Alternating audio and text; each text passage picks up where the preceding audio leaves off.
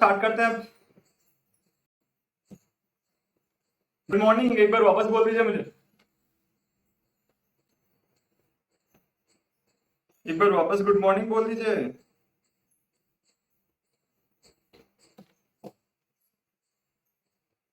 Good morning, good morning, good morning. तो अब एक बार फटाफट हम स्टार्ट कर लेते हैं। तो हमने लास्ट क्लास में जो रिविजन किया था एक बार वो देख लेते हैं कि हमने क्या रिवाइज किया था लास्ट क्लास, क्या क्या पढ़ा था हमने लास्ट क्लास में। तो एक बार उसको फटाफट रिवाइज करेंगे। फिर आज हम स्टार्ट करने वाले हैं एक नया चैप्टर, एकदम धमाकेदार चैप्टर है। और अगर इस चैप्टर के कॉन्सेप्ट आपने समझ लिए जो आज हम स्टार्ट करने वाले हैं, तो समझ लेना भैया इकोनॉमिक्स के सारे कॉन्सेप्ट आप समझ सकते हैं। एकदम मजेदार चैप्टर होने वाला है और बहुत इंटरेस्टिंग चैप्टर है। Good morning. तो एक बार फटाफट रिवाइज करते हैं कि हमने फर्स्ट क्लास में बहुत ज्यादा कुछ पढ़ा नहीं था, बस हमने जाना था कि कुछ स्टोरी सुनी थी और इकोनॉमिक्स का कुछ मीनिंग जाना था। तो फटाफट आप भी साथ में पार्टिसिपेट करेंगे और जोर जोर से मतलब बोल के रिवाइज करेंगे। ऐसे नहीं कि मन मन में ऐसे बैठे हैं हम ऐसे नहीं, जोर जोर से बोलेंगे। तो स्टार्ट करते हैं। सबसे पहले हमने स्टार्ट किया था कि इकोनॉमिक्स का हिस्ट्री क्या है। याद है आपको इकोनॉमिक्स का हिस्ट्री क्या है?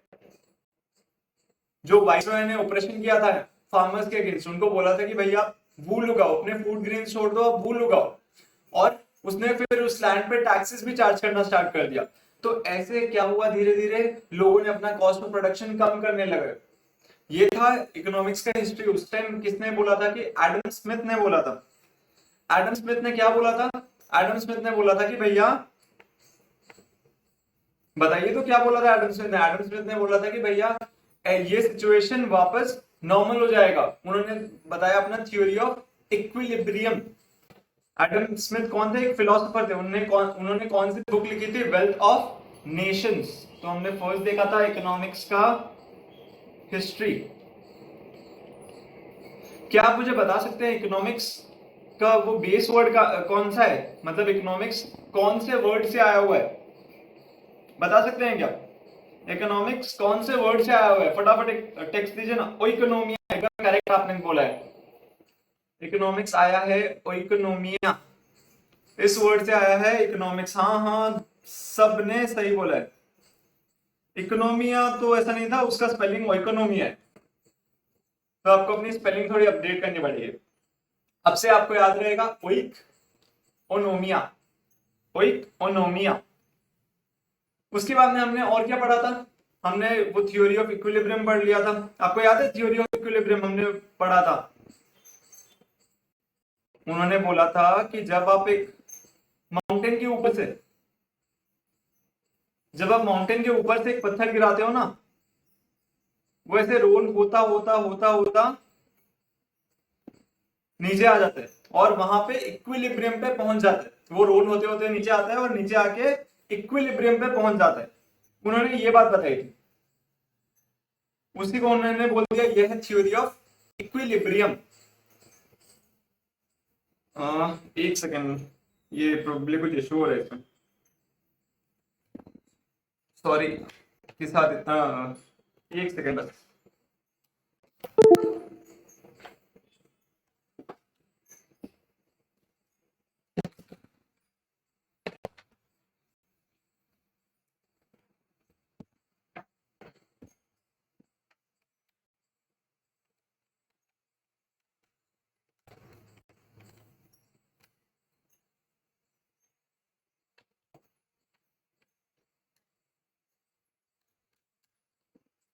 जी हाँ, अब ठीक है सर।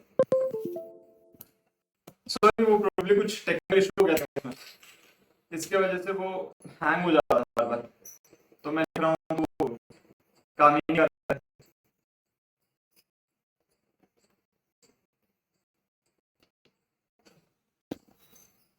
यार इसको क्या हो गया?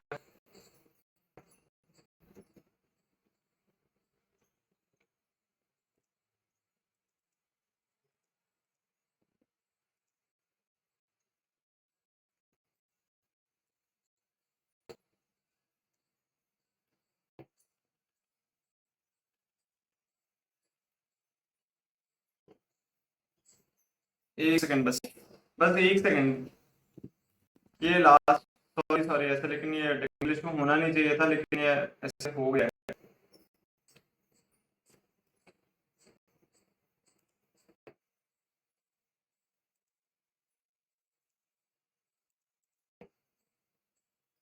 बस 1 मिनट आप वेट कीजिए, मैं फटाफट इसको सेट कर लेता हूँ वापस।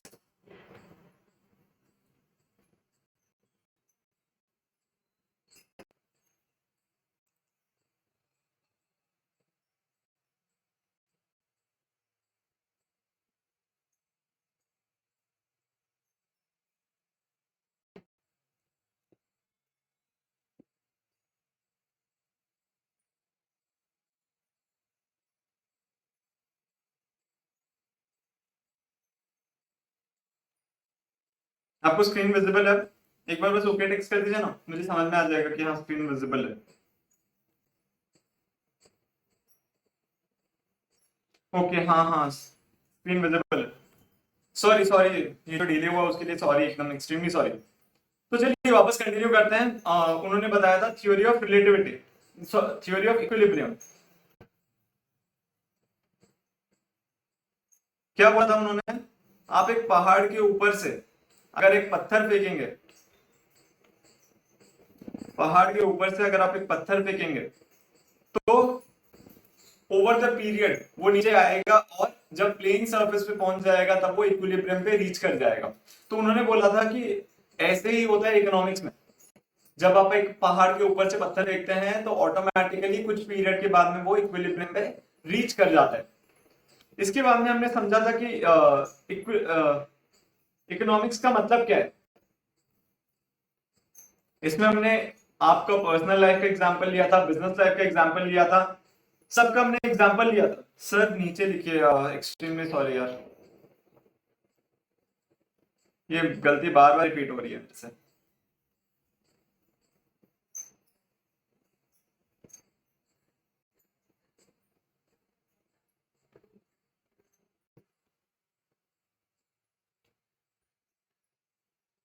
अब से नहीं होगी ये गलती।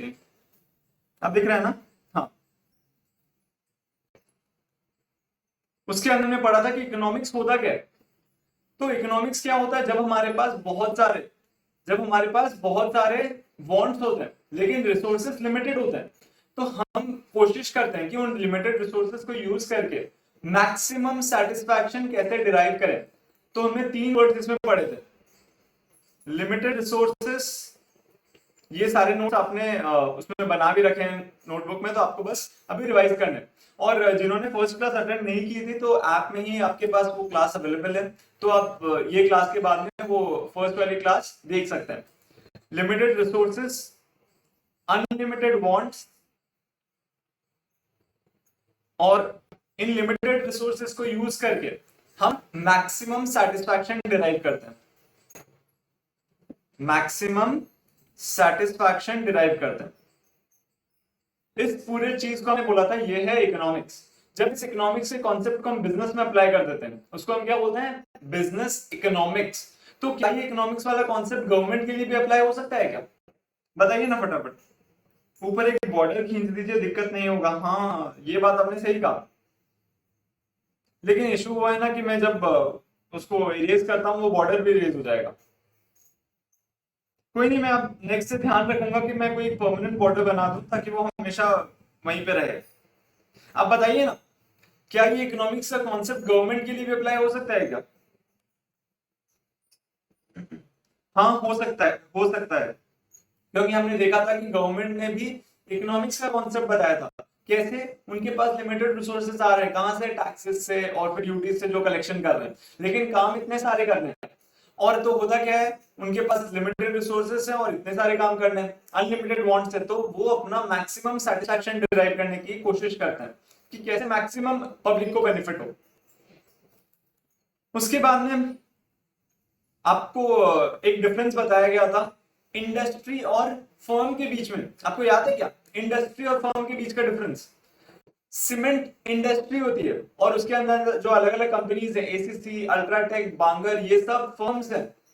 ठीक है, तो ये आपको याद रखना है। पूरी सीमेंट, सारी सीमेंट वाली कंपनीज को हम मिलाते हैं तब उसको हम बोलते हैं इंडस्ट्री। और सारे एक एक इंडिविजुअल फर्म्स जैसे एसीसी, अल्ट्राटेक, ये सब हो गए इंडिविजुअल फर्म्स। तो इतना ही हमने किया था फर्स्ट क्लास में। तो आज हम अपनी सेकंड क्लास पे पढ़ाई स्टार्ट करते हैं। तो आज ये एक फ्रेश पेज लीजिए और वहां पे लिख लीजिए theory of demand and supply. एक फ्रेश पेज लीजिए और वहां पे theory of demand and supply लिख लीजिए।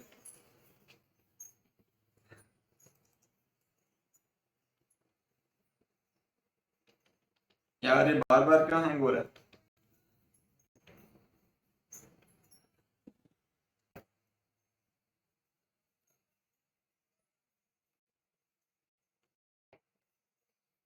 आप लिखिए फ्रेश पेज में, मैं वापस एक बार आऊं। ये पता नहीं आज बार बार क्यों दिक्कत कर रहा है। इसका आज मन नहीं लग रहा है शायद, या बहुत ज्यादा एक्साइटेड हो रखा है।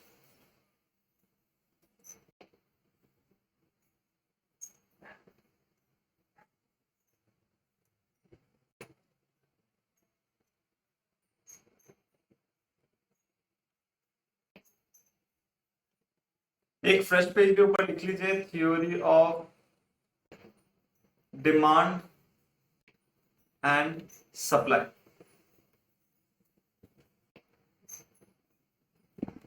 तो सबसे पहले हम जानेंगे कि इस चैप्टर का कंटेंट्स क्या है। तो एक बार हम वो लिख लेंगे कि इस चैप्टर का कंटेंट्स क्या है। तो इस चैप्टर को 3 पार्ट्स में डिवाइड किया गया। सबसे पहले हम थ्योरी ऑफ डिमांड पढ़ने वाले हैं, फिर कंज्यूमर बिहेवियर थियोरीज पढ़ने वाले हैं, फिर उसके बाद में हम थ्योरी ऑफ सप्लाई पढ़ने वाले हैं। एकदम सिंपल सिंपल सी चीजें हैं, लेकिन बहुत इंटरेस्टिंग चीज है। आप अगर इनका इंप्लीकेशन देखेंगे तो बहुत ज्यादा, बहुत हेवी इंप्लीकेशन है इनका। तो आप सबसे पहला पार्ट कर लीजिए contents of this chapter.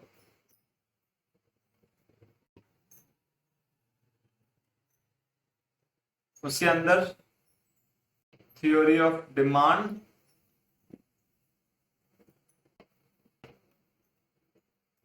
Consumer behaviour theories,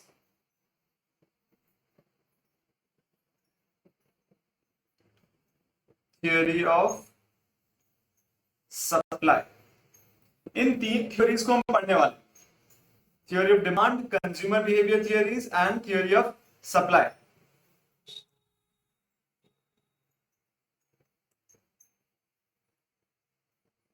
ये हो गया, आपने इतना नोट कर लिया। आपने अगर नोट कर लिया है तो अब हम पढ़ाई स्टार्ट करने वाले हैं।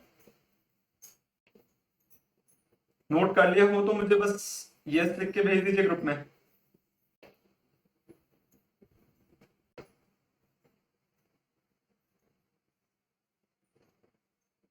यस, नोट हो गया है, हो गया है, हो गया है। ठीक है, तो चलिए अब कंटिन्यू करते हैं। जब आप ये वर्ड डिमांड सुनते हैं ना, क्या आता है आपके मन में? जैसे समझ लीजिए अब बात कर लेते हैं आर्यन से। तो समझ लीजिए मैंने आर्यन से पूछा कि आर्यन यार तुम्हारी फेवरेट कार कौन सी? तो आर्यन जी बता देंगे, आप फटाफट बता देंगे ग्रुप में कि आपकी फेवरेट कार कौन सी है। मैंने आर्यन जी से पूछा कि आर्यन, टेस्ला, आहा, एकदम सेम ख्यालात मिल रहे हैं। तो मैंने आर्यन जी से पूछा आर्यन जी आपकी फेवरेट कार कौन सी है? तो उन्होंने बोला टेस्ला, टेस्ला रूडस्टर मान लीजिए। तो उन्होंने बोला टेस्ला रूडस्टर मेरी फेवरेट कार है। आपको पता है कि टेस्ला रूडस्टर कैसी दिखती है? यहाँ पे एक बार फटाफट टेस्ला रूडस्टर देखते हैं कैसे दिखती है। टेस्ला रूडस्टर,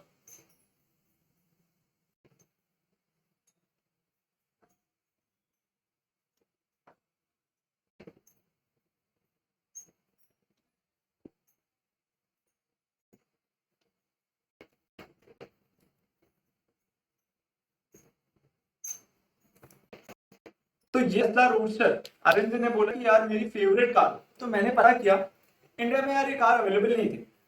तो मैंने सोचा कि यार सिंस आर्यन जी को पसंद है, इसकी डीलरशिप ले लेते हैं। एकदम पैसा ही पैसा होगा, इसकी डीलरशिप ले लेते हैं। जिन दिन को टेस्ला चाहिए, इतने लोगों की पसंद है टेस्ला। आप पूछ लो कितने सारे लोगों की पसंद है टेस्ला चाहिए, अपने को टेस्ला चाहिए। तो मैंने सोचा कि यार इसकी डीलरशिप ले लेते हैं। आर्यन आएगा ना लेने को अपने से कार, आर्यन आएगा, वर्ड ऑफ माउथ से फैलेगा, तो अपने टेस्ला चलेगी एकदम मस्त।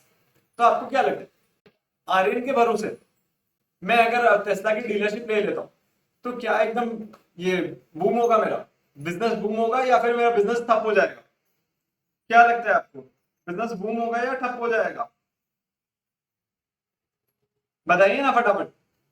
आर्यन जी ने मुझसे बोला कि यार सिर्फ टेस्ला पसंद है, तो मैंने उसी बात पे, मैं बस देख रहा हूँ कि यार इतने सारे लोगों को टेस्ला पसंद है, तो क्या मैं उसके बेसिस में अपना बिजनेस स्टार्ट कर लूं? लॉस होगा, आर्यन जी ने खुद ही बोल दिया कि यार ये लॉस होगा। तो लॉस क्यों होगा? पॉइंट ये है कि आर्यन जी को कार पसंद है टेस्ला। इशू ये है कि आर्यन जी को अपने फैमिली में बोलना पड़ेगा कि यार मुझे टेस्ला पसंद है, टेस्ला खरीद के दो। आर्यन जी को फैमिली में बोलना पड़ेगा कि यार मुझे टेस्ला पसंद है, आप मुझे टेस्ला खरीद के दो। अब यही इशू है, यहां पे डिमांड नहीं हुई, ये बस उन्होंने डिजायर की है, उन्होंने बस डिजायर किया है कि यार मुझे टेस्ला चाहिए।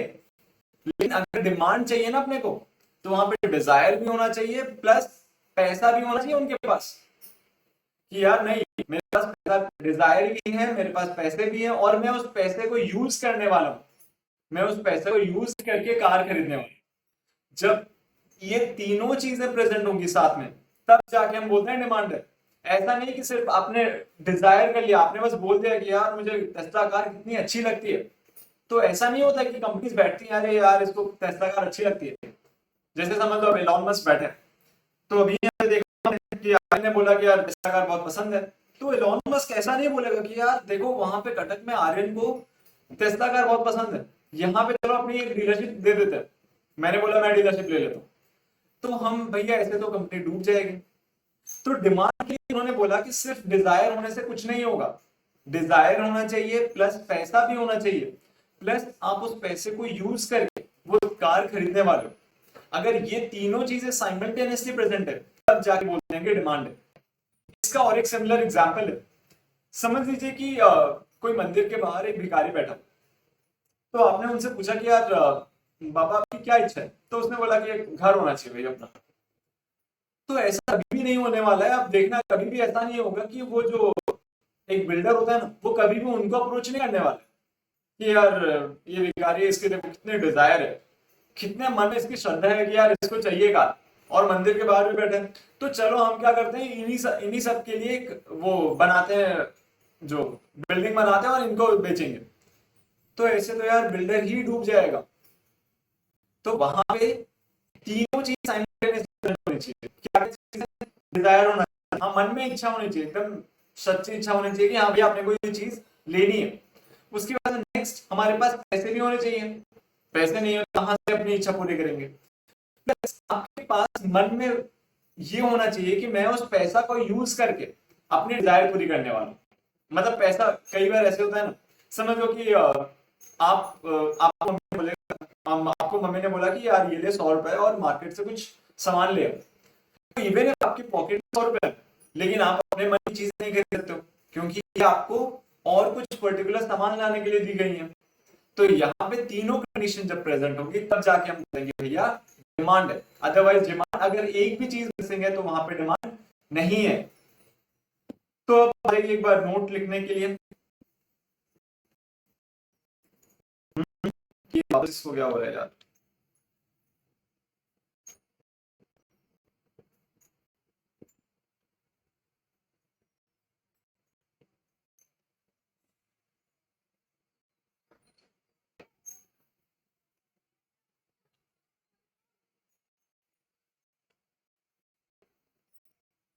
आप नोट लिखना स्टार्ट कीजिए, ये बार जितना देर मिलता है मैं लिखना स्टार्ट कीजिए। Demand is equals to demand,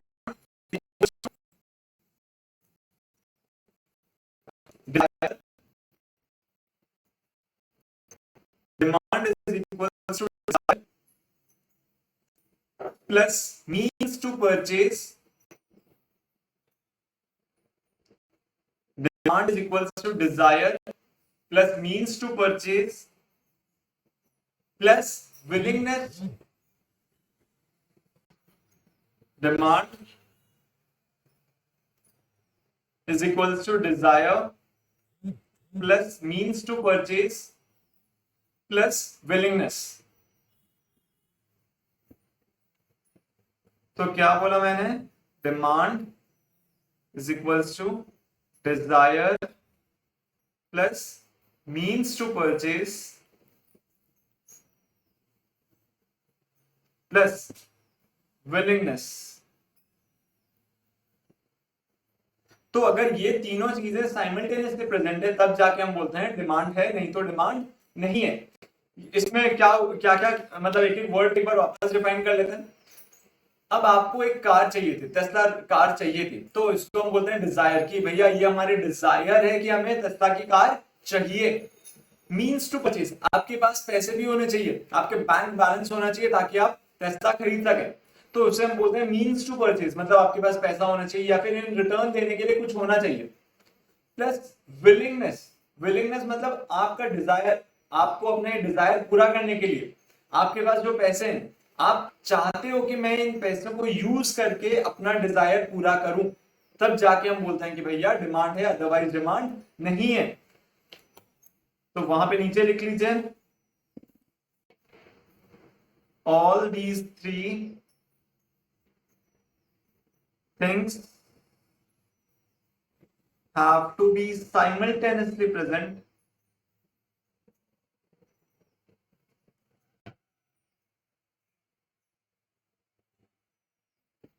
for demand to occur.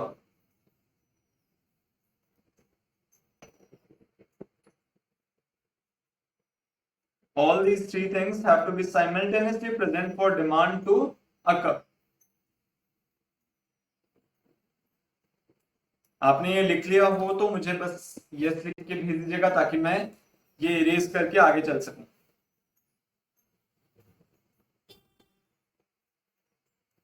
Yes, और सब बाकी भी लिख लिया? हाँ हाँ यस, लिख लिया लिख लिया। आपकी राइटिंग स्पीड काफी इंप्रूव हो गई है, फटाफट लिखने लगे हो अब आप लोग।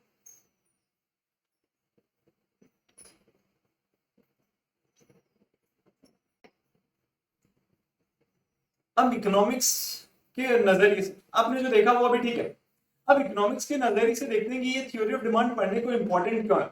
आपको ये पता चल गया डिमांड क्या है, अब आपको मुझे ये बताना है कि ये डिमांड जान के किसका फायदा होने वाला है, कंज्यूमर का, आई मीन जो डिमांड कर रहा है, या फिर जो सप्लायर है। मतलब आपके पास दो ऑप्शन है कि ये जो थ्योरी ऑफ डिमांड जान के किसको फायदा होने वाला है। थ्योरी ऑफ डिमांड जान के किसको फायदा होने वाला है, सप्लायर्स या फिर जिन्होंने डिमांड किया है, कंज्यूमर्स। तो यहां पे बोला गया है कि सप्लायर्स बोथ बोथ, ये बोथ वाला ऑप्शन तो मैंने दिया ही नहीं आपको, मैंने बोथ वाला ऑप्शन दिया क्या? बोथ वाला ऑप्शन नहीं है, आपको इन दोनों में से एक सिलेक्ट करना है, सप्लायर्स या कंज्यूमर्स।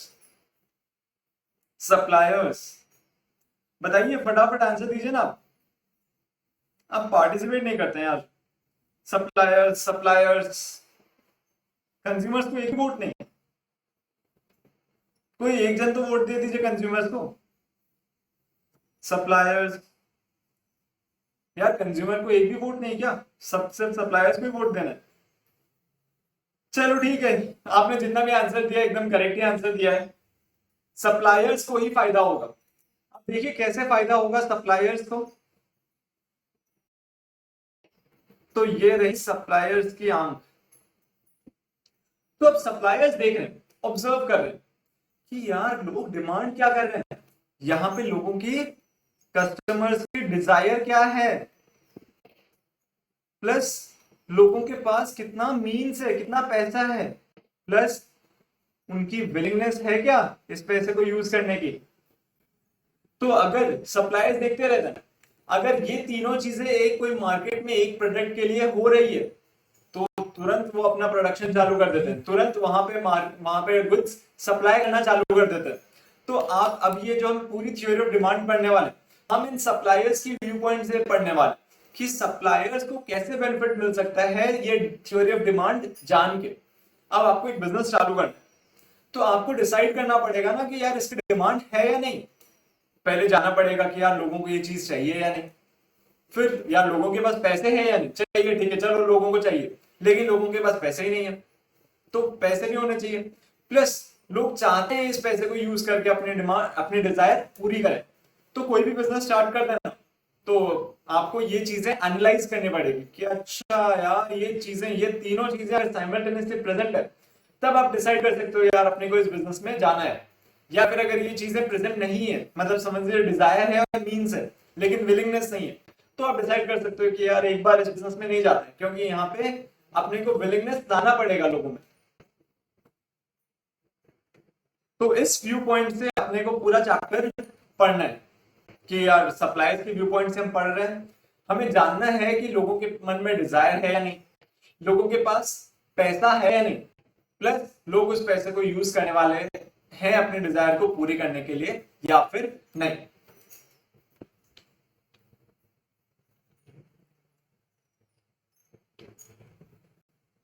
अब इकोनॉमिक्स ने और एक बात बोली, इकोनॉमिक्स ने बोला ये तो आपने सही सही पता है कि यार डिमांड में ये तीनों चीजें होनी चाहिए, और हम थ्योरी ऑफ डिमांड सप्लायर के व्यू पॉइंट से पढ़ने वाले। लेकिन क्या आपको पता है कि डिमांड एक फ्लो कॉन्सेप्ट है? तो हमने पूछा कि यार ये फ्लो कॉन्सेप्ट क्या होता है, ये आपने जो ये बोला ना ये फ्लो कॉन्सेप्ट, एकदम ये भारी भारी वर्ड्स आप ऐसे यूज मत करिए, आप हमें बताइए ये फ्लो कॉन्सेप्ट है क्या। तो उन्होंने बोला आप जब डिमांड करते हो ना, ये जो आप बोल रहे हो डिजायर मीन्स विलिंगनेस, ये आप कैसे सोच के बताते हो? अब सप्लायर को आप कैसे बताओगे कि यार इतनी डिमांड है, तो आपको किसी वर्ड में, मतलब जैसे आप कुछ भी चीज वेट करते हो तो आप क्या बोलते हो, इसको केजीज में बताते हो ना कि यार देखो इतनी 1000 केजीज है। तो वैसे ही उन्होंने बोला कि आप सप्लायर्स को अगर बताने वाले हो कि यार ये चीज की डिमांड है, उसको कैसे आप अंदाजा लगाओगे कि इतनी डिमांड है या इतनी डिमांड नहीं है। तो उन्होंने बोला सप्लाई एक फ्लो कॉन्सेप्ट है, जो डिमांड है वो भी एक फ्लो कॉन्सेप्ट है। उसको कैसे रिप्रेजेंट करते हैं, समझ लीजिए आप एप्पल का आपने मार्केट स्टडी किया, एप्पल का आपने देखा कि यार अपने को एप्पल बिजनेस में जाना है या नहीं, ये अपना डिसीजन अपने को लेना है। तो आपने बात किया कि यार मार्केट में पता करता है, तो आपको पता चला 10 रुपए, अगर मैं 10 रुपए में एप्पल बेचता हूं पर यूनिट, तो 1000 एप्पल्स पर डे सेल होना एकदम इजी है। तो आपने अपने सप्लायर को जाके बोला, आपने मतलब अपने ही बिजनेस में जाके सोचा कि एट 10 रुपीज मैं 1000 एप्पल सप्लाई कर सकता हूं पर डे। ये जो आपने रिप्रेजेंटेशन किया उसी को बोलते हैं कि एक फ्लो कॉन्सेप्ट है। मतलब आपने एक फिक्स प्राइस बताया कि इस प्राइस में मैं इतना एप्पल सेल कर सकता हूं, फिर कौन से पीरियड में, मतलब मैं एक दिन में इतने एप्पल सेल कर सकता हूं। सिंस तो ये एक बहता पानी जैसा है, तो उन्होंने बोला कि यार ये फ्लो कॉन्सेप्ट है, क्योंकि आप यहाँ पे बहने की बात कर रहे हो, रुकने की या फिर एक फिक्स बात नहीं कर रहे हो, आप यहाँ पे बहने की बात कर रहे हो। तो आप नेक्स्ट पॉइंट लिखिए वहां पीछे, हाँ अपने नोटबुक में आपको एक नेक्स्ट पॉइंट लिखना है, demand is a flow concept.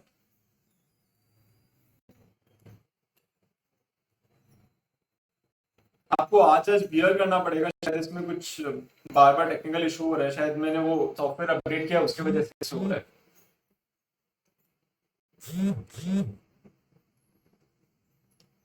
आप एक बार अभी लिख लीजिए, demand is a flow concept, FLOW flow. और उस फ्लो को आप अगर आपके पास रेड कलर पेन है या फिर हाईलाइटर है तो उसको बस अंडरलाइन कर लीजिए, उसको हाईलाइट कर लीजिए। Demand is a flow concept. और हाँ आप नोट एकदम अच्छे से मेंटेन कीजिएगा, ऐसा नहीं कि ऐसे गिनरा दे रहे हैं, ऐसा मत कीजिएगा, अच्छे से मेंटेन कीजिएगा नोट्स को। Demand is a flow concept, उसके अंदर फुल स्टॉप, फिर नेक्स्ट लाइन में नीचे एग्जांपल लिखिए।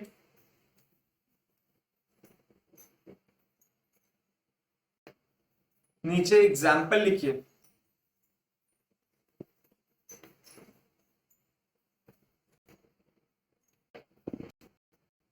One 1000 kgs of Apple. वहां पे मैंने पीसेस का एग्जांपल लिया था, अभी मैं केजीज बोल रहा हूँ। अब बड़े बिजनेसमैन वाले होने वाले हैं, बड़ा सोचेगा। 1000 kgs of Apple example 1000 kgs of apple at price ₹80 per kg.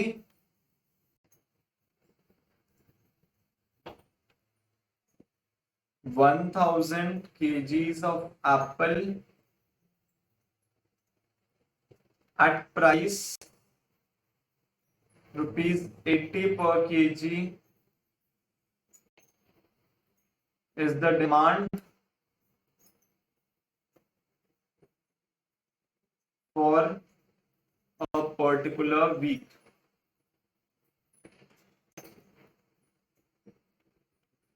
ऐसे आपको डिमांड को रिप्रेजेंट करना है. 1000 kgs of apple at price ₹80 per kg is the demand for a particular week. ऐसे आपको प्राइस को आपको ऐसे डिमांड को डिटरमाइन करना है या फिर रिप्रेजेंट करना है, तब जाके हम बोलते हैं कि यार डिमांड एक फ्लो कॉन्सेप्ट है. कैसा कॉन्सेप्ट है? डिमांड फ्लो कॉन्सेप्ट है. तो ये बहुत रिपीटेटिव एमसीक्यू क्वेश्चन है कि डिमांड कैसा कॉन्सेप्ट है, तो आपको वहां पे टिक करना है फ्लो कॉन्सेप्ट. ऑप्शंस होते हैं stock concept, flow concept, none of these या फिर और कुछ. तो आपके लिए करेक्ट आंसर होगा flow concept. Demand is a flow concept. तो अगर ये हो गया हो तो आप मुझे यस टेक्स्ट कर दीजिए ताकि हम नेक्स्ट कॉन्सेप्ट पे जा सकें.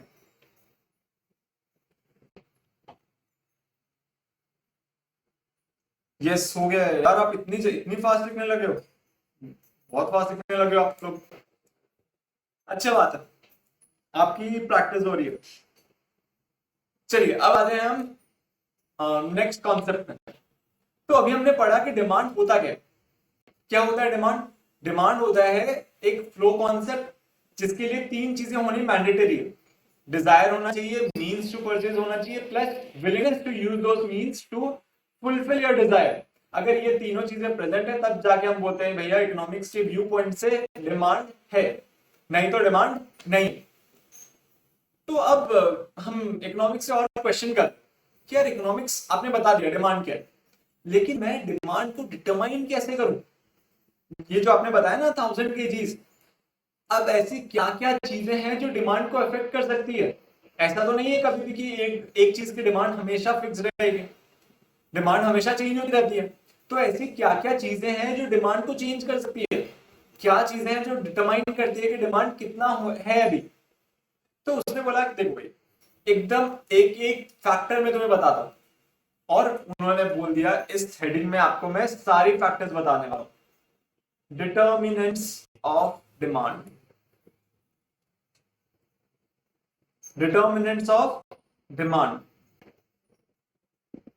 तो जनरली ये सारी चीजें ऑलरेडी आपके बुक में दी गई है.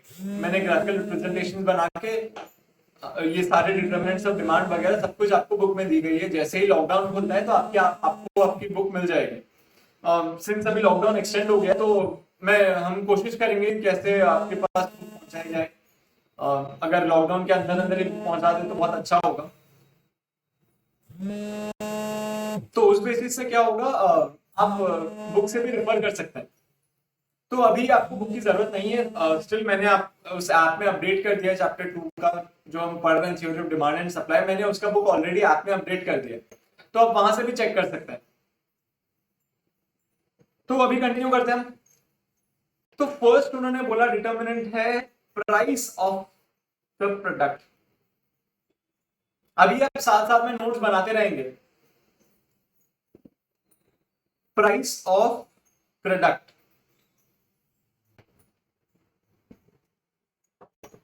अब एक छोटी सी स्टोरी लेते. मैंने बताया था ना इकोनॉमिक्स के सारे कॉन्सेप्ट स्टोरी से कंप्लीट होते हैं. तो एक छोटी सी स्टोरी लेते हैं. अब ये स्टोरी है आपकी, नहीं आपकी नहीं लेते हैं, चिंटू का ही नाम लेते हैं. चिंटू और चिंटू की मम्मी की.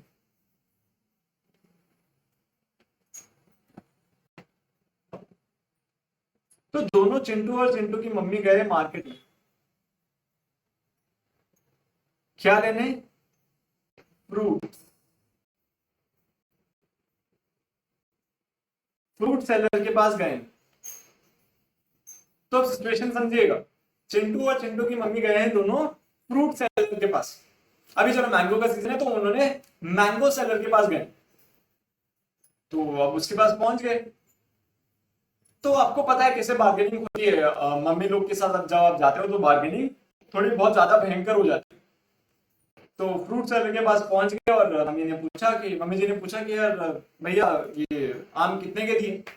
तो उन्होंने स्टार्ट किया प्राइस और क्वांटिटी बताया। उन्होंने बोला कि 80 रुपए का 80 रुपए है पर केजी, 1 केजी। आप 1 केजी लेते हो तो मैं 80 रुपए में देने को तैयार। तो तुरंत मम्मी ने बार्गेन कर दिया और बोला कि मैं तो भैया सिर्फ 40 रुपए दूं। आप यहाँ पे टेंशन में आ गए कि यार इतने मम्मी कोई बार्गेनिंग करते हैं क्या। आपने सोशल मीडिया पोस्ट वगैरह देखे थे यार खाने पीने को नहीं मिला, तो आपने बोला यार मम्मी इतनी बार्गेनिंग कोई करते हैं क्या। तो मम्मी ने बोला तू चिंटू बेटा छोटा है, तो उसको साइड कर दिया, एक थप्पड़ लगाया और बोला कि साइड हो, बीच में मुझे डिस्टर्ब मत। तो अब बेचारा फ्रूट सेलर, उसको सेल करना ही था। तो उसने बोला कि बाबू जी 40 रुपए तो नहीं हो सकता, अगर आप 2 केजी लेते हो तो मैं 75 लेने को तैयार हूं, अगर आप 2 केजी लेते हो तो मम्मी ने बोला यार 5 रुपए तू मजाक कर रहेगा, 75। तो उन्होंने बोला चल मेरी 50 रुपीज पे स्टार्ट कर दे, 50 रुपीज। तो यार नहीं, आप अगर 3 केजीज लेते हो तो जाके मैं 70 करने को तैयार हूं।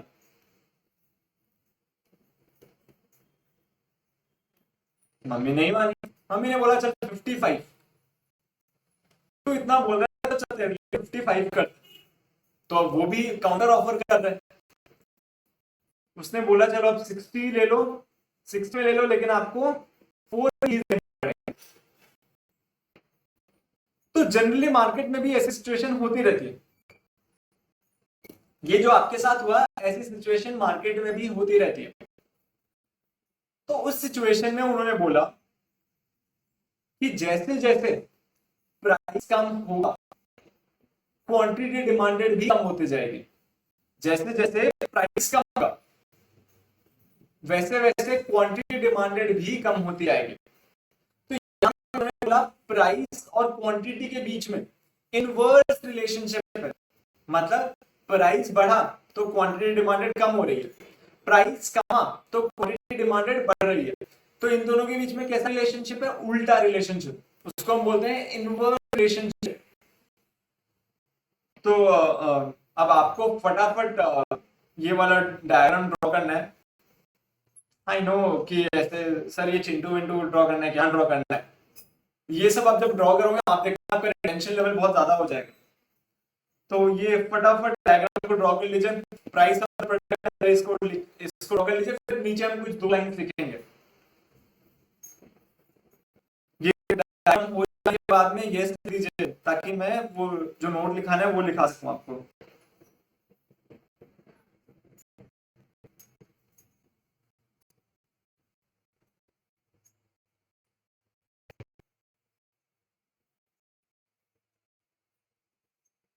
यस, वर्तिका जी ने हो गए।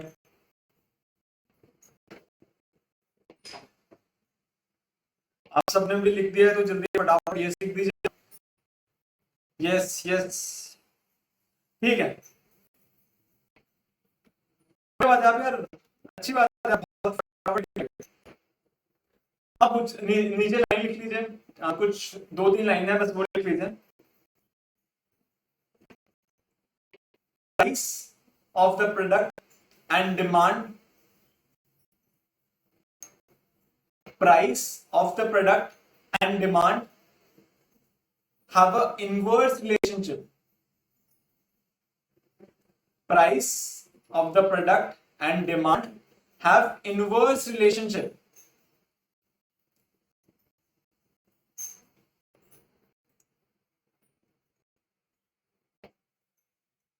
Price of the product and demand have inverse relationship.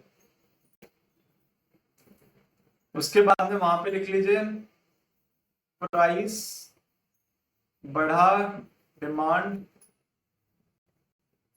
कम हुआ, प्राइस कम हुआ डिमांड इंक्रीज हुआ।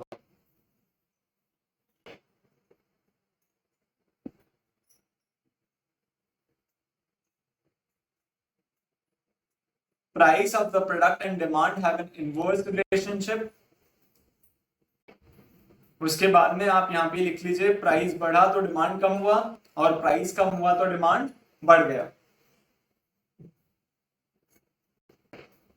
सॉरी आपको आज ऐसे एडजस्ट करना पड़ रहा है क्योंकि प्रोबेबली मैंने कल वो सॉफ्टवेयर अपडेट किया है, उसके वजह से ये इशू शायद परसिस्टेंटली आ रहा है। ये मुझे इरेज ही नहीं करने दे रहा है स्क्रीन को।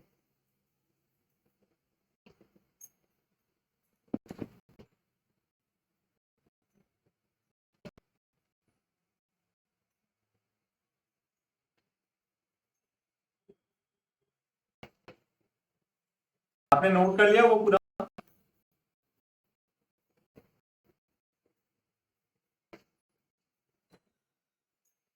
नोट कर लिया हो तो मुझे हाँ बता दीजिए। Yes sir.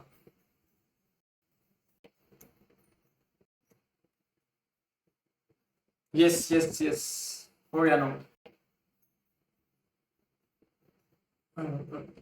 क्या हो गया इसको?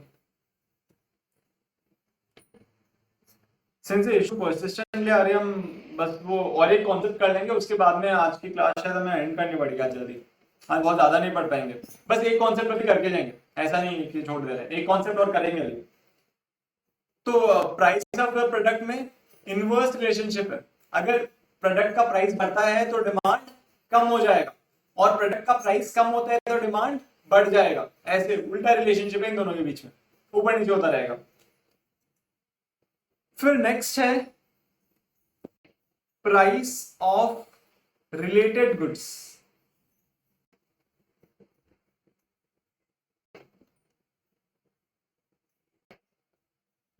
और रिलेटेड गुड्स होते हैं दो प्रकार के।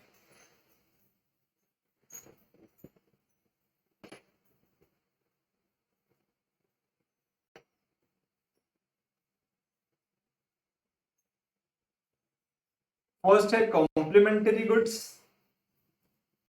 फिर नेक्स्ट है कंपीटिंग और substitute goods.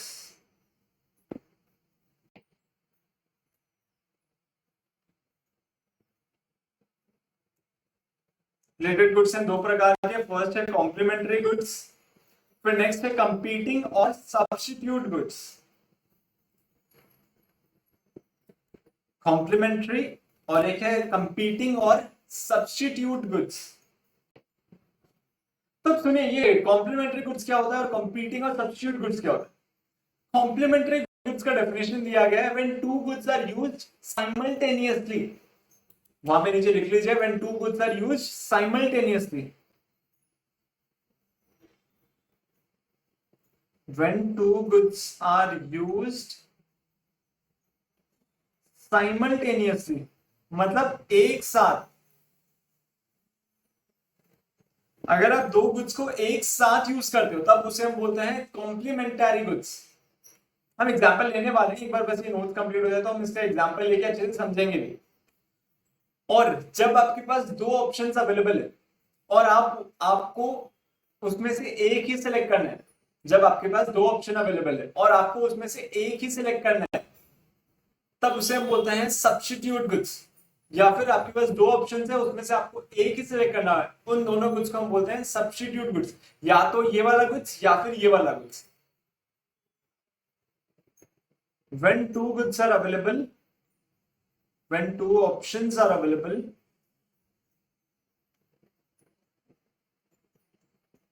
and we have to select only one, उसको हम बोलते हैं competing और substitute goods।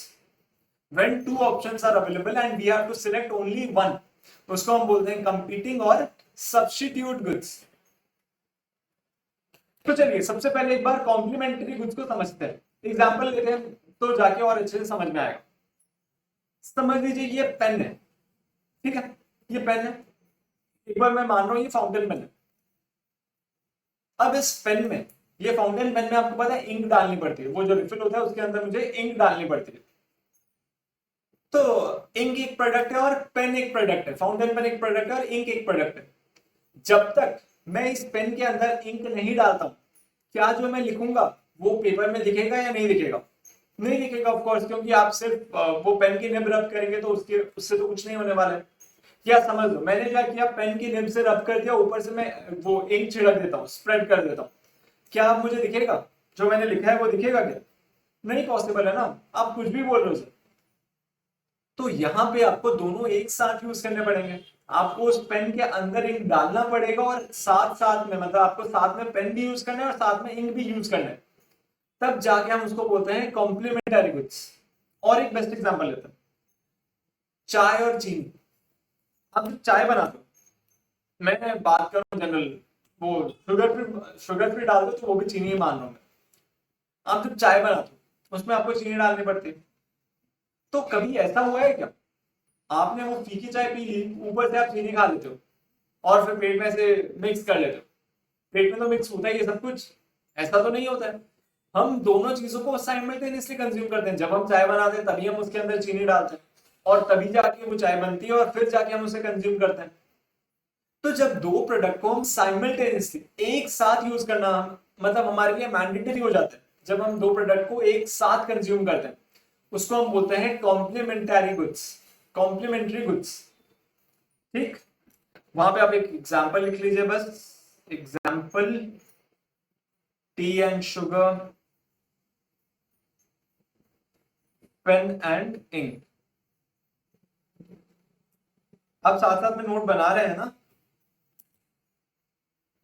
कॉम्प्लीमेंट्री गुड्स में एग्जांपल लिख लीजिए, tea plus sugar, pen plus ink. ठीक, ठीक है, चलिए। और तो अब अच्छा, अब आप बताइएगा, टी और कॉफी क्या ये कॉम्प्लीमेंट्री गुड्स है या नहीं है? टी और कॉफी क्या ये कॉम्प्लीमेंट्री गुड्स है या नहीं है? नो, नहीं है, नहीं है, नहीं है। सही बोला यार, एकदम करेक्ट, आप समझ गए concept. Ball point pen, ball point pen और इंक क्या ये कॉम्प्लीमेंट्री गुड्स हैं? बॉल पॉइंट पेन और इंक क्या ये कॉम्प्लीमेंट्री गुड्स हैं क्या? बताइए, बता दीजिए ना। नो, नहीं है। बॉल पॉइंट और इंक, बॉल पॉइंट पेन में तो इंक नहीं डालते हैं, ये तो ball point pen plus refill अगर आप बोलते तो सर हम फिर भी मान लेते, लेकिन बॉल पॉइंट पेन और इंक नहीं, नहीं, ये कॉम्प्लीमेंट्री गुड्स तो हो ही नहीं सकता है। अच्छा, अब ये बताइएगा, vegetable plus spices, vegetable plus spices क्या ये कॉम्प्लीमेंट्री गुड्स है या नहीं है? यस, यस, ये कॉम्प्लीमेंट्री गुड्स है। आपको करी बनाना है तो आपको उसमें वेजिटेबल्स डालना है, प्लस साथ में आपको स्पाइसेस यूज करना है, साथ में मिला के आपको यूज करना पड़ेगा। अब ये बताइएगा, कार प्लस पेट्रोल क्या ये कॉम्प्लीमेंट्री गुड्स है या नहीं है?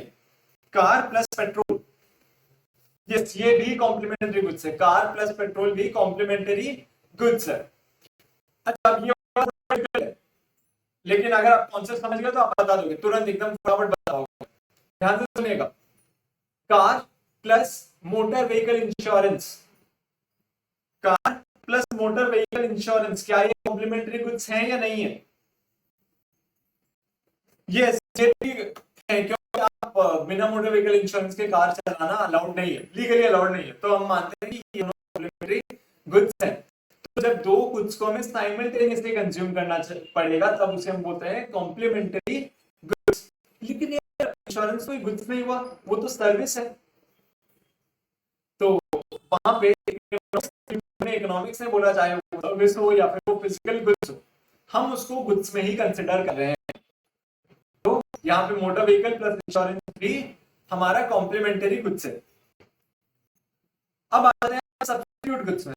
तो उन्होंने बोला सब्स्टिट्यूट गुड्स होते हैं जब आपके पास दो ऑप्शन अवेलेबल है, आपके पास दो ऑप्शंस अवेलेबल है, लेकिन आप बाउंड हो, आपके पास और कुछ ऑप्शन ही नहीं, आपको एक दोनों में से एक ही सिलेक्ट करना पड़ेगा। ऐसा नहीं है कि आप बोथ बोल सकते हो, यहाँ पे बोथ वाला फंडा ही नहीं है। दो ऑप्शन है, आपको एक ही सिलेक्ट करना है। अब जैसे समझ लो, आप कहीं आए, मतलब आप कहीं पार्टी वार्टी में गए और ठंड का मौसम था, तो उन्होंने बोला कि सर चाय लेंगे या फिर कॉफी। कभी ऐसे बोलते सर चाय, एंड कॉफी लेंगे आप, ऐसे बोलते हैं या तो चाय या फिर कॉफी। तो आपके पास दो ऑप्शन होते हैं। आप ऐसा तो नहीं बोलते कि यार एक चाय चाय और कॉफी मिला के आप ले आओ, ऐसा कभी नहीं होता है। या तो चाय लेते हो आप या फिर कॉफी लेते हो। तो इन दोनों गुड्स को हम बोलते हैं कंपीटिंग गुड्स। जब आप चाय भी ले सकते हो या फिर जब आप या तो चाय ले सकते हो या फिर कॉफी ले सकते हो। जब आपके पास दो ऑप्शन अवेलेबल है और आपको उसमें से एक ही सिलेक्ट करना है, उसको हम बोलते हैं सब्स्टिट्यूट गुड्स या फिर कंपीटिंग गुड्स, चाय या कॉफी। जैसे और एक एग्जांपल ले लेते हैं, बॉल पॉइंट पेन और फाउंटेन पेन। तो या तो आप बॉल पॉइंट पेन से सकते हो या फिर आप फाउंटेन पेन से सकते हो। आपके पास दोनों ऑप्शंस है, लेकिन दोनों से काम सेम होने वाला है, दोनों से आप सिर्फ लिख ही पाओगे। तो दो ऑप्शंस है, दोनों से काम सेम होगा, लेकिन आपको उनमें से एक ही ऑप्शन सिलेक्ट करना है। जैसे चाय और कॉफी में भी एक बार वापस ले लेते हैं। चाय और कॉफी, उन दोनों का काम सिमिलर है, आपको वार्म प्रेजेंट करेंगे या फिर आपको फ्रेशनेस देंगे, और आपके पास दोनों में से एक ही आपके पास ऑप्शन है कि आप उनमें से एक ही सिलेक्ट कर सकते हो, तब उसको हम बोलते हैं सब्स्टिट्यूट गुड्स। चलिए अब और एक एग्जांपल लेते हैं, आप मुझे बताइएगा, अब आप मुझे बताएंगे कि ये सब्स्टिट्यूट गुड्स है या नहीं। टेस्ला कार, टोयोटा कार, क्या है ये, कॉम्प्लीमेंट्री गुड्स या फिर substitute goods? Tesla car and Toyota car substitute goods है या नहीं? सब्स्टिट्यूट है, ये सब्स्टिट्यूट गुड्स, एकदम करेक्ट बोला आपने, ये सब्स्टिट्यूट गुड्स ही है। पेट्रोल एंड डीजल, पेट्रोल और डीजल ये क्या है, कॉम्प्लीमेंट्री गुड्स या फिर substitute goods? Substitute goods, petrol या फिर डीजल होता है। आप कभी भी कोई गाड़ी में ऐसे नहीं बोलते यार पेट्रोल भी भरते हो डीजल भी भरते हो, या तो आपकी वो कार पेट्रोल वेरिएंट होती है या फिर वो डीजल वेरिएंट होती है, तो इसको हम बोलते हैं सब्स्टिट्यूट गुड्स। तो आपका फंडा एकदम क्लियर है, कॉम्प्लीमेंट्री गुड्स में भी आपका फंडा क्लियर है और सब्स्टिट्यूट गुड्स में भी आपका फंडा क्लियर है। अब यहाँ पे आप एग्जांपल लिख लीजिए। सब्स्टिट्यूट गुड्स में आपको क्या लिखना है, टी और कॉफी, वहां पे आपने एंड मतलब प्लस लिखा है, मतलब एंड होता है, और यहाँ पे आप और लिखेंगे पेट्रोल और डीजल।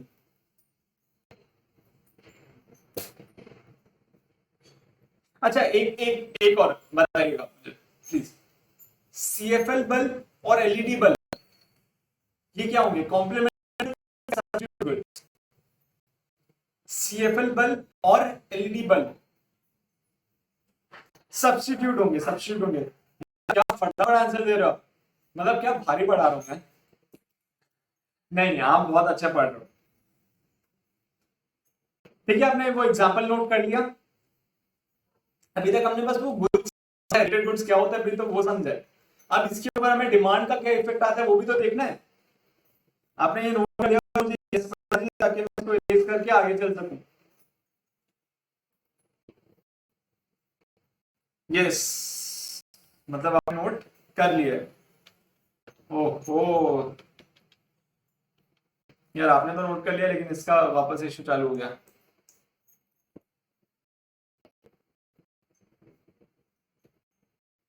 चलिए कोई लास्ट बार बोल रहे हैं, उसके बाद में ये कॉन्सेप्ट कंप्लीट होते ही आज की क्लास एंड कर देंगे।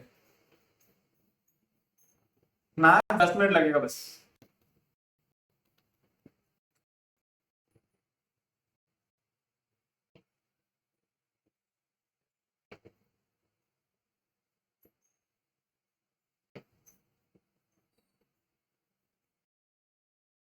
आपको कॉन्सेप्ट इंटरेस्टिंग लगा ना इकोनॉमिक्स का, कि यार कैसे सब रिलेट हो रहा है, आपको समझ में आ रहा है ना सब कुछ?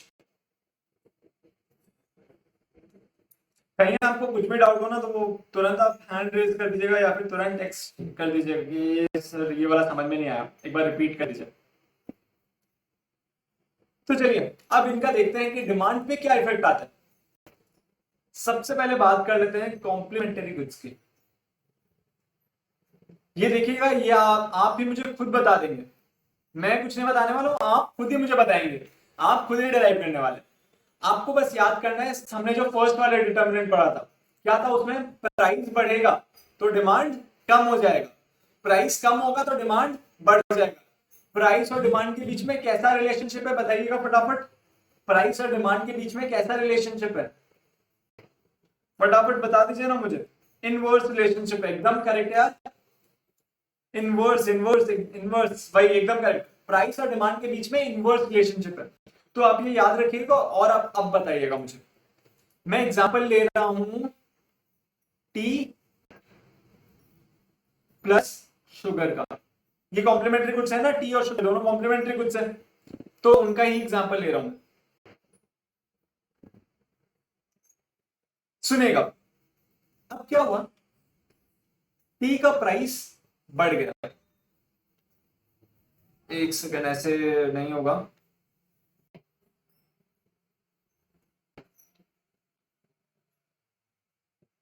टी टी का प्राइस बढ़ गया, तो टी का डिमांड कम होगा या बढ़ेगा या सेम रहेगा, बताइए। टी का प्राइस बढ़ गया तो टी का डिमांड बढ़ेगा, कम होगा या सेम रहेगा, बताइएगा फटाफट। कम हो जाएगा, कमेगा कमेगा। टी का प्राइस बढ़ गया तो डिमांड कम हो जाएगा। अब इसके साथ ही हमारा शुगर है, तो शुगर का प्राइस में कुछ चेंज नहीं हुआ, प्राइस अनचेंज्ड। हमें डिटरमाइन करना है, सिंस टी और शुगर दोनों कनेक्टेड है, आपने बताया टी और शुगर दोनों कनेक्टेड है, लोग जितनी ज्यादा चाय पियेंगे उतनी ज्यादा शुगर लगेगी। लेकिन अब चाय का प्राइस बढ़ गया तो चाय की डिमांड कम हो गई है, शुगर का प्राइस में कुछ भी चेंज नहीं हुआ। तो क्या आप मुझे एक अंदाजा लगा के बता सकते हैं, अब लोग ज्यादा शुगर कंज्यूम करेंगे या कम शुगर कंज्यूम करेंगे? चाय का प्राइस बढ़ गया है तो चाय का डिमांड कम हो गया, शुगर का प्राइस अनचेंज्ड है, लेकिन चाय और शुगर दोनों कनेक्टेड है। तो सिंस अब चाय का डिमांड कम हो गया, तो क्या शुगर का डिमांड बढ़ेगा या कमेगा या कुछ चेंज नहीं होगा? कम करेंगे, करेक्ट बोला आपने। तो फाइनली शुगर का डिमांड कम हो जाएगा, लेकिन यहां पे शुगर का प्राइस अनचेंज्ड है, कुछ भी इफेक्ट नहीं हुआ शुगर के प्राइस पे। तो फटाफट आप ये वाला चीज नोट कर लीजिए वहां पे। और फाइनली कंक्लूजन क्या निकला कि प्राइस बढ़ेगा रिलेटेड गुड्स का, रिलेटेड गुड्स का प्राइस बढ़ेगा तो हमारे गुड्स का डिमांड कम हो जाएगा। इनके बीच में भी इनवर्स रिलेशनशिप है, वो प्राइस के नीचे मैंने आगे लिखा है, आप अगर आपके पास स्पेस हो तो वहां पे रिलेटेड गुड्स लिख लीजिएगा।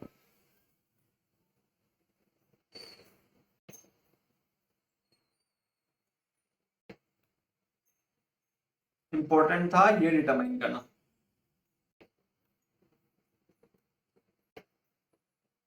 और शुगर का प्राइस अनचेंज रहेगा, प्लीज ये वाला चीज नोट करके रखिएगा आप वहां पे। तो अगर आपके पास हाइलाइटर हो ना तो आप दोनों चीज को हाईलाइट कर लीजिएगा कि यहाँ पे प्राइस भी अनचेंज है और तब जाके डिमांड कम हो रहा है।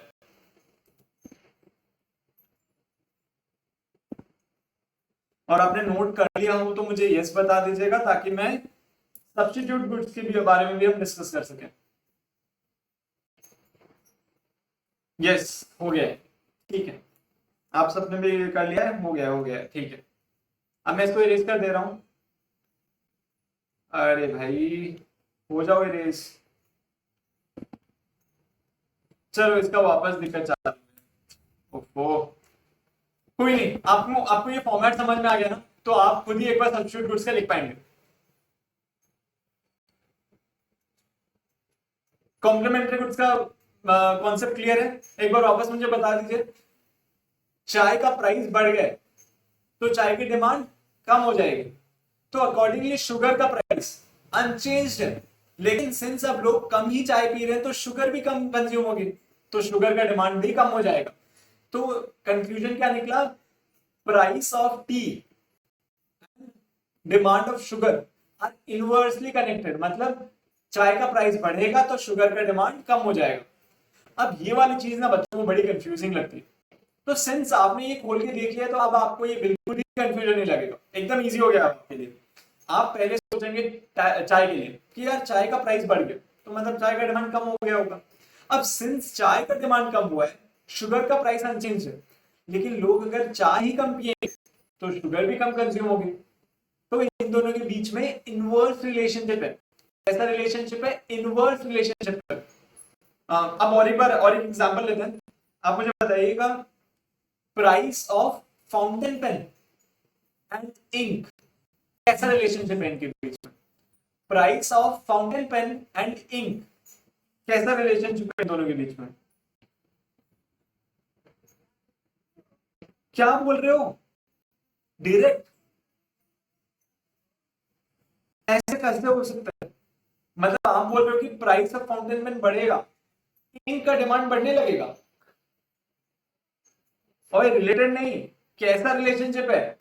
डायरेक्ट या फिर इनडायरेक्ट? आई मीन डायरेक्ट या फिर इनवर्स? Inverse, inverse, inverse. अच्छा बताना, फाउंटेन पेन और इंक, इन दोनों, ये दोनों कैसे गुड्स है? कॉम्प्लीमेंट्री या फिर सब्स्टिट्यूट? वो जो फाउंटेन पेन है और इंक, ये दोनों कैसे गुड्स है?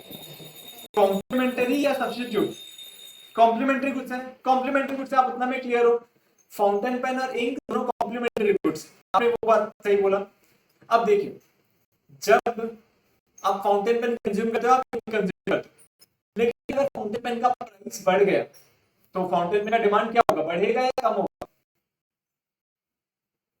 फाउंटेन पेन का प्राइस बढ़ गया तो फाउंटेन पेन का डिमांड बढ़ेगा या कम होगा? फाउंटेन पेन का प्राइस बढ़ गया तो उसका डिमांड कम होगा। अब सिंस फाउंटेन पेन का डिमांड कम होगा, अब इंक आप ज्यादा कंज्यूम करोगे या कम कंज्यूम करोगे? इंक आप ज्यादा कंज्यूम करोगे या फिर कम कंज्यूम करने वाले हो? इंक कम कंज्यूम करेंगे ना, तो फाउंटेन पेन का प्राइस बढ़ा, फाउंटेन पेन का डिमांड कम हो गया, और यहां पे इंक का भी डिमांड कम हो गया, तो फाउंटेन पेन का प्राइस, इंक का डिमांड डायरेक्ट कैसे हुआ, इनडायरेक्ट हुआ ना, या फिर इनवर्स हुआ? जो करेक्ट वर्ड है इनवर्स यूज करने वाला, कि यहां पे उसका बढ़ा, यहां पे इंक का डिमांड कम हो गया, इनवर्स रिलेशनशिप हुआ ना ऐसे। तो आप क्लियर हो, इनवर्स रिलेशनशिप है। तो हम और एक एग्जांपल लेने वाले हैं। आप मुझे कॉम्प्लीमेंट्री गुड्स का एग्जांपल दीजिए। आपने चारों देखिए कुछ ऐसा गुड्स आपको दिख रहा है, एक कॉम्प्लीमेंट्री का पहले एग्जांपल दीजिए फटाफट। अपने चारों ओर देखिए ऐसा कुछ गुड्स आपको जो दिख रहा हो।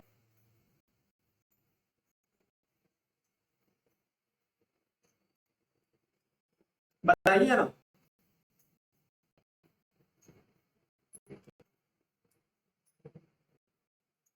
कोई भी एक गुड्स, मतलब एक पेयर, जो दो चीजें आपको साइमल्टेनियसली कंज्यूम करनी ही पड़ती है। पेंसिल और नोटबुक, यार बढ़िया एग्जांपल। मतलब आपके हाथ में पेंसिल और नोटबुक तो आपने तुरंत बता दिया, एकदम करेक्ट है, चलेगा।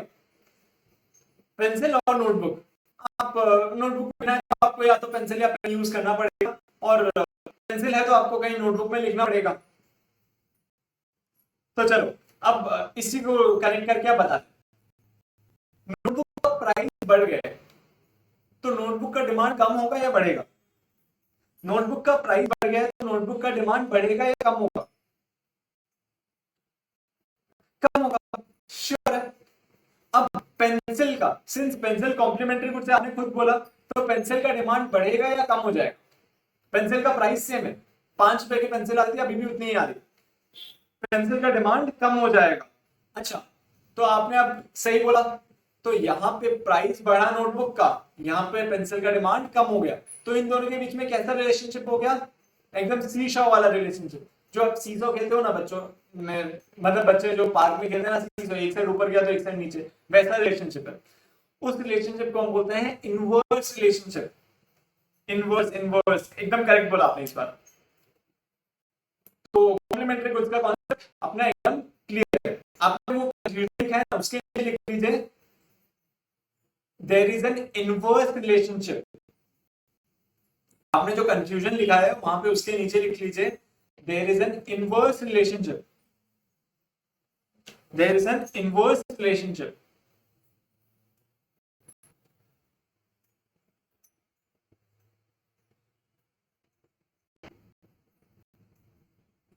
वहां पे आपने लिख दिया हो तो मुझे यस बता दीजिए, ताकि हम सब्स्टिट्यूट गुड्स का कॉन्सेप्ट स्टार्ट कर सकें। बस आपको लिखना है there is an inverse relationship, yes yes. अब उस इनवर्स को ना आप हाईलाइट कर दीजिए, हाईलाइट या फिर अंडरलाइन जो भी आप कर रहे हो, ताकि आप जब भी नोट पढ़ो आपको तुरंत दिख जाएगा अच्छा यार रिवर्स है। चलिए अब वहां पे नेक्स्ट हेडिंग दे दीजिए सब्स्टिट्यूट विथ्स, नेक्स्ट हेडिंग दे दीजिए सब्स्टिट्यूट विथ्स। और जैसे अभी हमने ये वाला किया है ना जो टी और शुगर के लिए, आपको एकदम वैसा ही सेम करना है। आप बड़े हो गए अब यार, आप क्या बोर्ड से देख के थोड़ी लिखोगे। सब्स्टिट्यूट विथ्स हेडिंग दे दीजिए सब्स्टिट्यूट विथ्स, फिर एग्जांपल वहां पे लिखिए, क्या एग्जांपल है टी और कॉफी का, एक बार ले लेते हैं एग्जांपल। लिखिए टी एंड कॉफी, टी और कॉफी लिखेगा, यहाँ पे प्लस मत लिखेगा और लिखेगा, और ओ आर, और टी और कॉफी।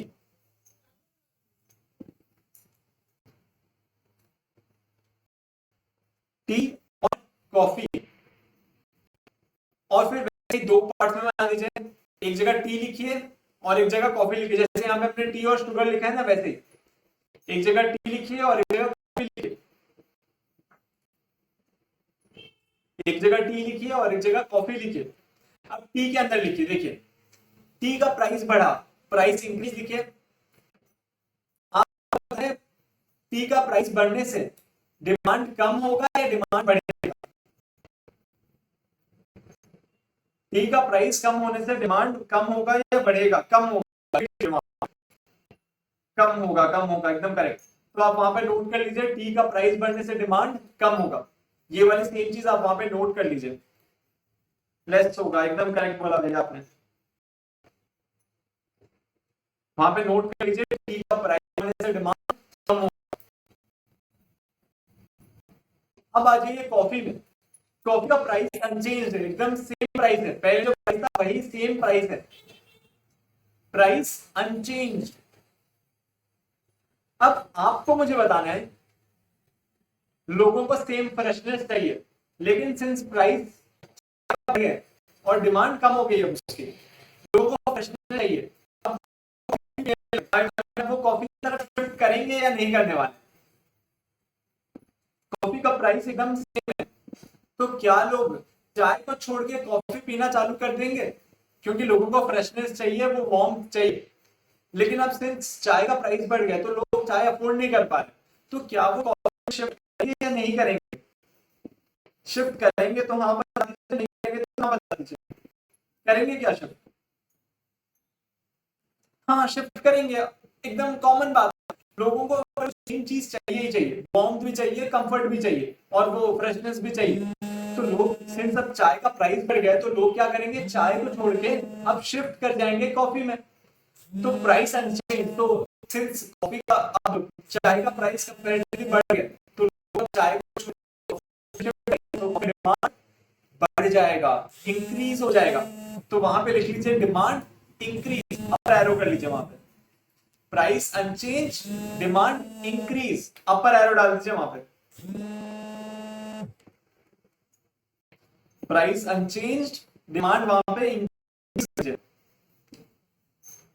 फिर नीचे कंक्लूजन लिखिए, नीचे कंक्लूजन लिखिएगा, price of related goods increases, demand of demand increases. यहां पे डिमांड भी इंक्रीज करने वाला है,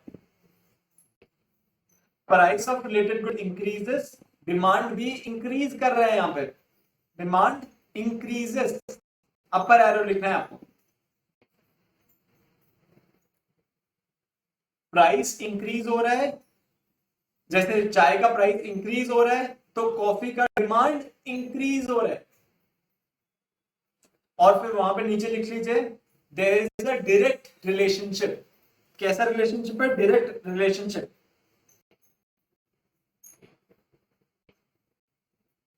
और उस डायरेक्ट वर्ड को अंडरलाइन कर लीजिएगा या फिर हाईलाइट कर लीजिएगा। वो होने के बाद में ओके टेक्स्ट कर दीजिए ताकि हम और एग्जांपल्स डिस्कस कर सकें। आज का नोट कंप्लीट है, अब हम बस एग्जांपल्स डिस्कस करने वाले हैं, एक दो एग्जांपल डिस्कस करेंगे, फिर आज की क्लास के लिए हम टाटा बाय बाय बिट कर लेंगे। ओके ओके हो गया। चलिए तो आपको एक कॉम्प्लीमेंट्री का एग्जांपल बताना है मुझे, फटाफट एक कॉम्प्लीमेंट्री गुड्स का एग्जांपल बता दीजिए फटाफट। अपने चारों ओर देखिए और एक कॉम्प्लीमेंट्री गुड्स का एग्जांपल बताइए। पेन और पेंसिल वाला एग्जांपल नहीं चलेगा, कुछ और अच्छे एग्जांपल बताइए मुझे।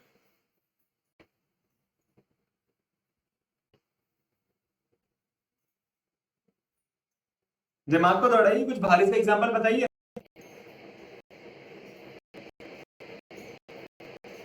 फोन चार्जर, उसका और एक क्या होगा, जैसे अपने को दो पैर चाहिए, मतलब दो गुड्स होने चाहिए, दो ऑप्शन अवेलेबल है, उसमें से एक सिलेक्ट करेंगे।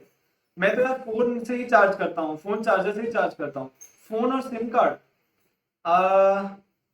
शायद आप बोल रहे हो कि वो लैंडलाइन और मोबाइल फोन, क्या आप वो बोल रहे हो लैंडलाइन और मोबाइल फोन? और एक एग्जांपल है ट्राउजर और जींस, हाँ ये वाला करेक्ट है। लेकिन यार आप ये फोन चार्जर बोल रहे हो और फोन और सिम कार्ड, मुझे समझ में नहीं आया। क्या आप शायद वो इसका बोल रहे हो, वो लैंडलाइन फोन और मोबाइल फोन, शायद आप उसका बोल रहे हो? क्या मैं वो, मतलब मैं समझ पाया क्या आपको, क्या आप बोल रहे थे? आपने कॉम्प्लीमेंट्री पूछा था। मैंने कॉम्प्लीमेंट्री पूछा क्या? अच्छा सॉरी, मैं सब्स्टिट्यूट का बात कर रहा हूँ, sorry sorry sorry. Substitute substitute, really sorry, substitute substitute. अरे फीलिंग को समझो ना, अभी सब्स्टिट्यूट डिस्कस कर रहे हैं तो कॉम्प्लीमेंट्री कैसे पूछूंगा? चलो एक बार, अब एक बार वापस, एक एग्जांपल मेरे पास आ गया ट्राउजर और जींस, और एक एग्जांपल दीजिए ना। आप एक बार वापस चेक कर लीजिए ना, ये फोन और सिम कार्ड और फोन चार्जर यार, शायद मैं समझ नहीं पाया। कोका कोला और पेप्सी, अरे यार परफेक्ट एग्जांपल दिया भाई उसने, कोका कोला और पेप्सी दोनों ठंडा प्रोवाइड करते हैं, दोनों ऑलमोस्ट सिमिलर है, एकदम परफेक्ट एग्जांपल दिया है। एसी और कूलर, आहा क्या एग्जांपल है। एसी और कूलर, और एक एग्जांपल बस, और एक एग्जांपल बस, क्या परफेक्ट एग्जांपल दे रहे हो यार आप लोग। बस एक और एग्जांपल दे दो मुझे।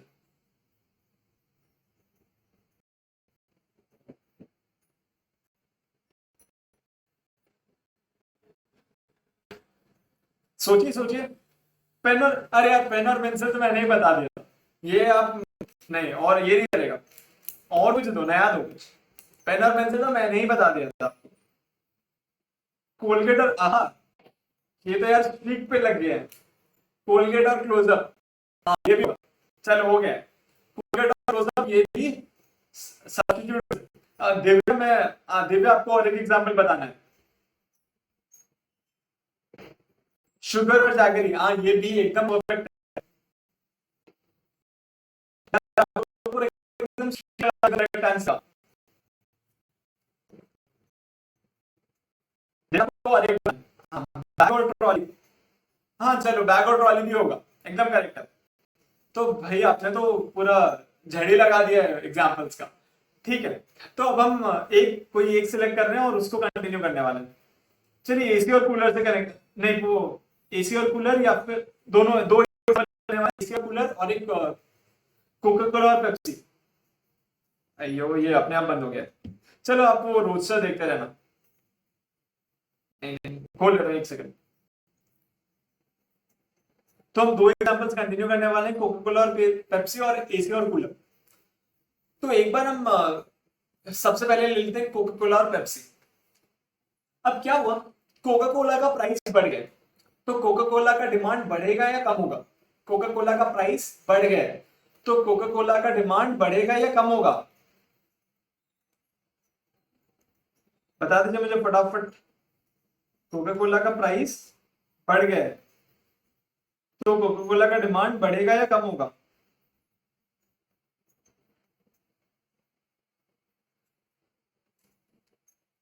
कोक का प्राइस बढ़ गया है, कोक प्राइस बढ़ गए, तो उसका डिमांड बढ़ेगा या कम होगा?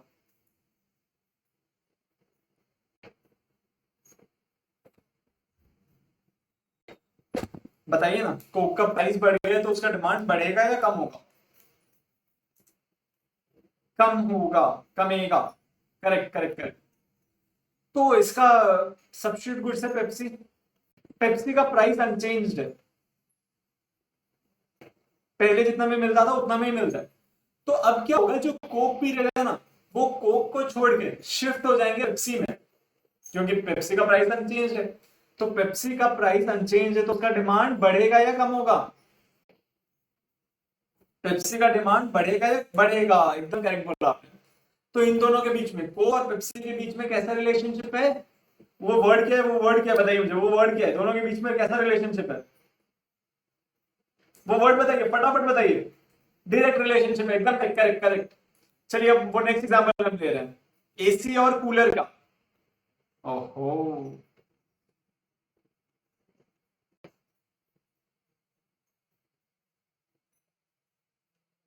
डायरेक्ट एकदम करेक्ट वर्ड आपने बोला, एसी और कूलर का। तो अब क्या हुआ, एसी का प्राइस बढ़ गया, तो एसी का डिमांड क्या होगा, बढ़ेगा या कम हो जाएगा? एसी का प्राइस बढ़ गया है तो एसी का डिमांड बढ़ेगा या कमेगा? कमेगा, कम होगा। क्या फटाफट आंसर दिए जा रहे हो आप, दिल खुश हो गया, एकदम दिल खुश हो गया। अब कूलर का प्राइस अनचेंज है, सेम प्राइस है। यहाँ पे एक चीज ध्यान रखिएगा, प्राइस अनचेंज है, मैं बार बार रिपीट कर रहा हूं, यहाँ पे प्राइस अनचेंज है, सेम प्राइस है पुराना। अगर कूलर का भी प्राइस कुछ चेंज होगा तो फिर हमें देखना पड़ेगा, वो हम बाद में देखेंगे, अभी उसका प्राइस अनचेंज है। अब बताइए कूलर का डिमांड पे क्या इफेक्ट पड़ेगा, बढ़ेगा या कम होने वाला है? आहा, इंक्रीज। एकदम दिल खुश कर दिया आपने, ऐसा आप आंसर देते हो तुरंत फटाफट। तो इन दोनों के बीच में, एसी और कूलर के बीच में कैसा रिलेशनशिप है, वो वर्ड बता दीजिए मुझे, वापस वो वर्ड बता दीजिए। डायरेक्ट रिलेशनशिप है इन दोनों के बीच में, एकदम करेक्ट। तो अब एक बार फटाफट हम रिविजन करें। तो आज का हमने जितना पढ़ना था हमने पढ़ लिया है, आज का हमारा जो कोटा था वो कंप्लीट कर लिया हमने। तो अब हम एक बार फटाफट रिवाइज करने वाले हैं कि आज हमने क्या क्या पढ़ा है। सबसे पहले हमने पढ़ा कि डिमांड क्या होता है, क्या होता है डिमांड, तीन चीजें होनी चाहिए ना डिमांड में। चलो आप मेरे स्क्रीन में तीन नाम है, तो आप तीनों को आपको एक एक वर्ड बताने, वर्तिका जी आप पहला वर्ड बताने वाले हैं, आर्यन जी आप सेकंड वाला, दिव्या आप थर्ड वाला बताने वाले हो। कि डिमांड में तीन चीजें होनी चाहिए, क्या क्या है वो चीजें बता दीजिए मुझे फटाफट। वर्तिका जी आपको फर्स्ट वाला चीज बताना है, डिजायर, विलिंगनेस।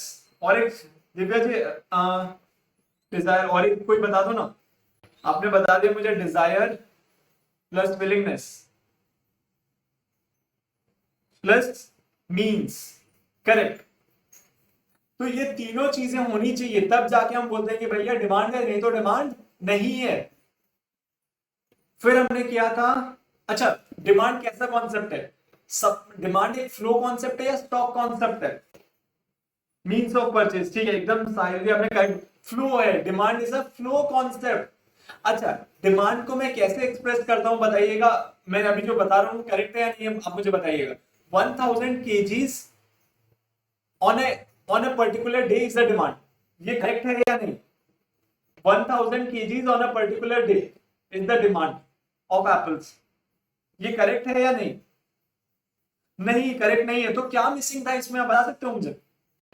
करेक्ट नहीं है, क्या मिसिंग था मुझे बता सकते हो? कुछ एक वर्ड मेरा मिसिंग था, प्राइस मिसिंग था। हाँ, क्या ऑब्जर्वेशन है, क्या ऑब्जर्वेशन है, तो एकदम करेक्ट है। यहाँ पे प्राइस मिसिंग था, इसकी वजह से ये करेक्ट नहीं है। होना क्या चाहिए था, 1000 kgs at a particular price, मतलब एट रुपीज 80 पर kg is the demand for a particular day, तब जाके हम बोलते हैं कि ये आपने डिमांड को करेक्टली रिप्रेजेंट किया है, नहीं तो आप वो गलत होता। फिर हम कर रहे थे determinants of demand.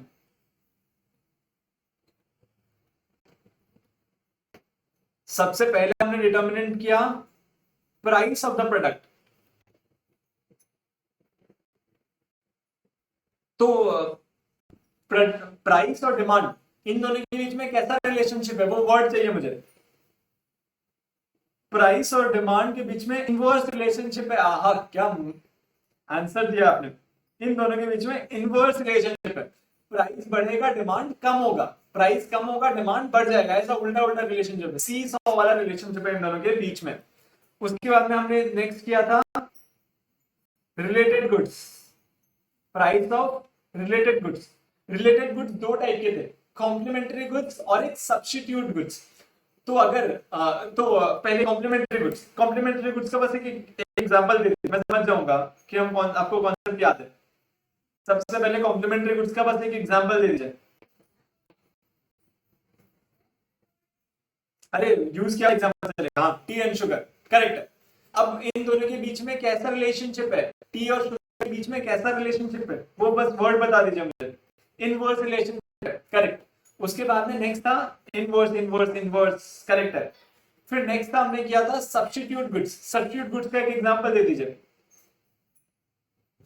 Substitute goods का एग्जांपल दे दीजिए। टी कॉफी, एकदम करेक्ट बोला आपने। अब इन दोनों के बीच में कैसा रिलेशनशिप है, टी और कॉफी के बीच में कैसा रिलेशनशिप है, बस वो वर्ड मुझे बता दीजिए। डायरेक्ट रिलेशनशिप है। आहा, तो आज हमने इतना ही पढ़ा। तो आप जैसे आंसर दे रहे हो तो समझ में आ गया कि आप बहुत अच्छे से पार्टिसिपेट कर रहे हो और सारे कॉन्सेप्ट आपके क्लियर है। तो थैंक यू, आपने इतना अच्छे से पढ़ा। अब हमारा नेक्स्ट क्लास कल होने वाला है। अभी 10 बजे आपका अकाउंट्स क्लास है जो मनीष से लेने वाला है, लेकिन कुछ सिचुएशन की वजह से शायद वो ऐप से कनेक्ट नहीं हो पा रहे हैं, तो क्लास होने वाला है।